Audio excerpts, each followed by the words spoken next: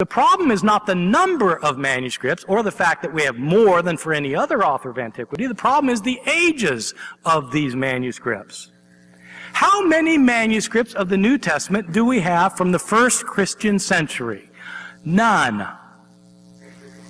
From the decades after the books were written, how many do we have? The years afterwards, the decade, none. 0. How many do we have from the early 2nd century? Say, manuscripts that clearly date up to around the year 150. We have 1 scrap. This is it. This may look big because it's a big screen. This is the actual size.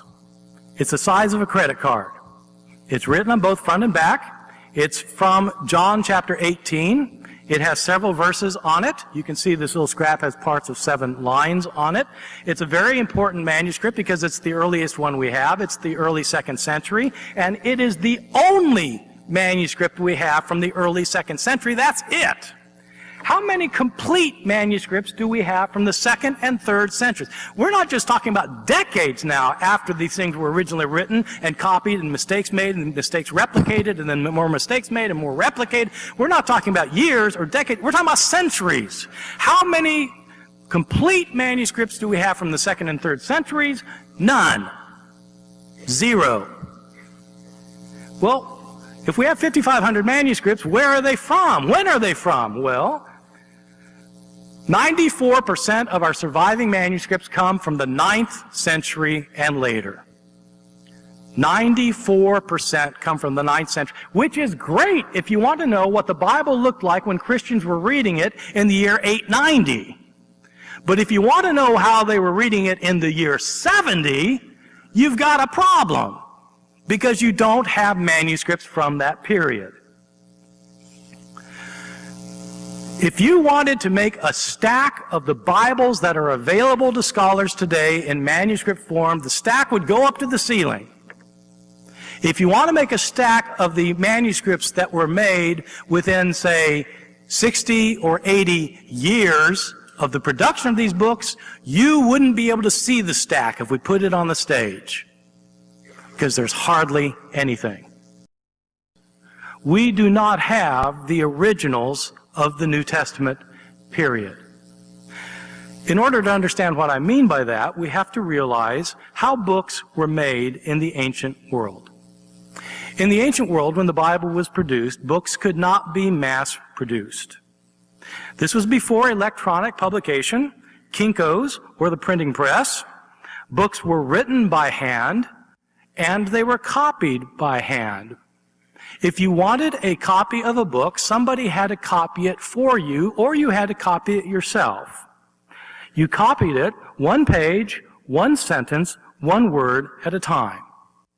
What happens when somebody sits down to try to copy a book by hand? Invariably what happens is they make mistakes, either on purpose or accidentally. Scribes who copied texts in the ancient world changed their texts. Let me explain how it worked by giving an example from the New Testament, the Gospel of Mark. We're not sure who Mark was, when he lived, where he lived. Whoever he was, he wrote a gospel. If anybody wanted a copy of this Gospel of Mark, they had to make a copy by hand, and so they did so. But invariably, they made a mistake or 2 or 3 or 20. When someone came along who wanted a copy of that copy, they copied the copy and they replicated the mistakes that the first copyist made. And they made their own mistakes. And then when a third person came along to copy the copy of the copy, they replicated the mistakes of both of their predecessors and made mistakes of their own. And it went on like this, week after week, month after month, year after year, decade after decade, century after century. The only time mistakes got corrected in the process was when somebody was copying something and realized that there was a mistake and thought that his predecessor had made a mistake and so tried to correct the mistake. The problem is there's no telling whether a person who corrected the mistake corrected it correctly. It's possible that he corrected the mistake incorrectly, in which case you have 3 forms of the text: the original text, the text that was changed, and the incorrect correction of the change. Things like that go on for a very long time. We don't have the original copy that Mark made, We don't have the first copy. We don't have copies of the copy. We don't have copies of the copies of the copies of the copies of the copies of the copies. The earliest copy that we have of Mark dates from around the year 200, probably about 130 years after the original. That's the first copy that we have, 130 years after the original. We don't have the originals of Mark or of any other book of the New Testament.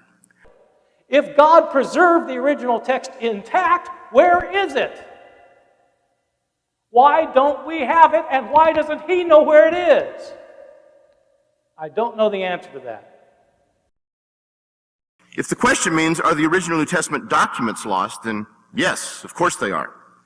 Only quacks and charlatans, people who got their diplomas from a Cracker Jack box, would argue otherwise. Even the Christian apologists are admitting that they don't have the original manuscript of New Testament. Were the original Bible books preserved by reciting in prayers 5 times every day, openly in populace? No. Is it possible that the original Bible books were preserved by memorization from generations to generations? No. Were the original Bible books written down and preserved by well-recognized eyewitnesses? No. Conclusion. Original manuscripts of New Testament are totally lost. The earliest complete New Testament manuscripts are from 9th century, meaning about 1,000 years after Jesus, which also have many contradictory versions. A question for every Christian who are honest, knowledgeable, and not close-minded or obstinate. Is New Testament trustworthy? An honest person will never respond to this question yes. The honest answer to this question is no.